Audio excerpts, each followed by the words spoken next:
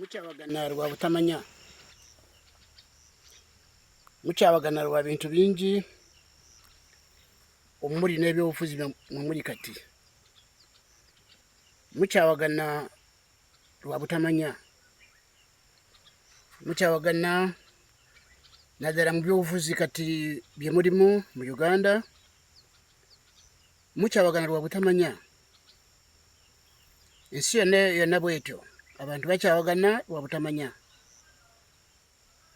Kuba mbategeeza baseba ne banyabo, tewali muntu asobola okumanya ekitonde omuntu okusinga Katonda yamukola. Abantu bali mu nsi bonna babi. Abantu bonna bali mu nsi yonna bonna babi. Buli muntu mubi mu ngeri ye. Obaani abantu bonna babi. Buli muntu mubi mu ngeri ye okusinziira ku Katonda yatonda omuntu n'amuteeka ku nsi. Kale nno oba Katonda agamba nti abantu bonna babi, ani ate muntu avaayo n'agamba nti waliwo omulungi? Buli muntu mubi mu ngeri ye, wabula buli muntu yeewuunya obubi bwa munne, kyokka kye kiri ku nsi. Buli muntu atunula munne n'ayeewuunya obubi bwe, naye nga buli muntu yenna g'olaba ali mu nnyumba yo, ali ku kyalo kyo, ali mu ggwanga, wonna mu nsi, bazungu bonna, buli muntu mubi mu ngeri ye. Nolwekyo kati twagala tutunulire omuntu nawe kyoyinza okulabirako n'omanya nti omuntu mubi okuva ye Katonda alaga nti omuntu mubi kuva mu buto bwe. Mbategeeza nti omuntu gwe bayita Adamu yasooka kutondebwa nayonoona mu maaso ga Katonda, Sitaani yamuyingizamu akawuka. Nze muwandiisi bwange kempita akawuka k'omwoyo oba ab'oluzungu kye bandise spiritual virus. Akawuka ako yakayingiza mu Adamu ne mukazi we. Buli muntu azaalibwa nako. Ekibi buli muntu azaalibwa nakyo. Tebakiyiga bukulu nedda. Kitegeeza kyova mulaba nti omwana akaana kato nga tekanaba na kutegeera maama yakakazaala, kanyiiga n'ebbeere lya nnyina ne kalizira, ne kakalambira ne kagaanya ebbeere. Kaana yakakazaala bw'ati ne kanyiiga n'ebbeere ne kalizira. Tekamanyi kiriwo, tekanaba kulaba ng'akabonero akalaga nti omuntu mubi mu ngeri ye. Mbategeeza nti omwana yenna ampuliriza, ani mwana tabba mmere mu nnyumba ya kitaawe ne nnyina? Mummwe abampuliriza ne mu nsi yonna omuntu bw'atyo. Teri mwana atabba mmere mu nnyumba ya kitaawe ne nnyina, ng'obubonero obulaga nti omuntu mubi okuva mu buto bwe. Era mbategeeza basebe ne banyabo nti akabi kali mu butamanya. Akabi kali mu butamanya. Mwetaaga kumanya kyemulwanagana nakyo mujja kukiwangula. Mwe mufuba kunoonya abantu abalungi ku nsi, tebaliiwo. Kuba mbategeeza nti omuntu gwe yamala kwonoona, ebintu bibiri byayingira mu nsi, ekibi n'ebizibu. Ebintu bibiri byagira wamu. Okusooka bw'osoma Lubereberye Ssuula 3:17 okutuuka 19, walaga nti ensi eno Katonda yagikolimira nga Adamu aze kwonoona. Katonda yakolimira ensi eno n'omuntu n'amukolimira. Kyekiri ku nsi. Mujjukira nti Katonda bw'eraba omuntu ng'afuuse mubi nnyo mu nsi eno, yaleeta amataba ku nsi n'azikiriza abantu bonna, n'asigaza ennyumba ya Nuuwa yokka. Era oluvannyuma lw'amataba bw'odda ku Lubereberye, kadusome Ssuula 8, Lubereberye Ssuula 8 n'olunyiriri okuva ku 2.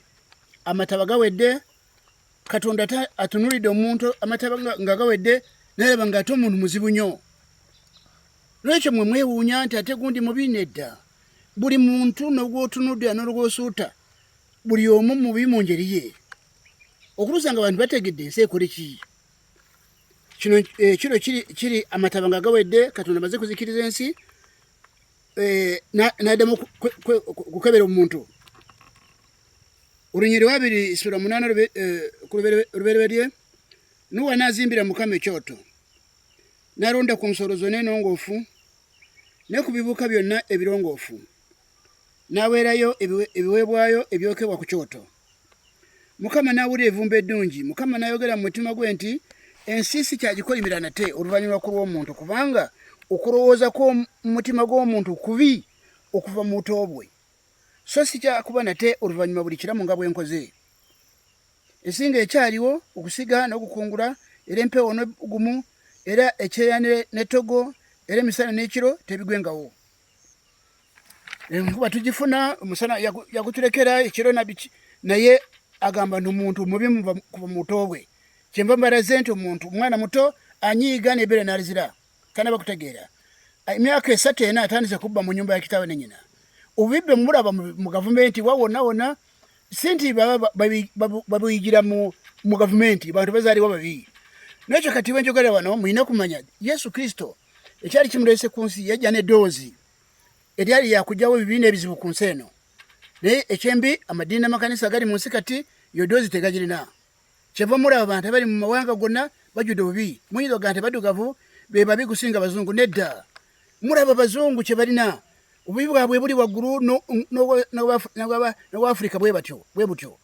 Ojja kukisanga nti entalo zonna eziri mu nsi bizinesi zaabwe era bizinesi entalo z'ebyobufuzi mulaba mu mawanga gonna bizinesi y'amawanga akola ebyokulwanyisa.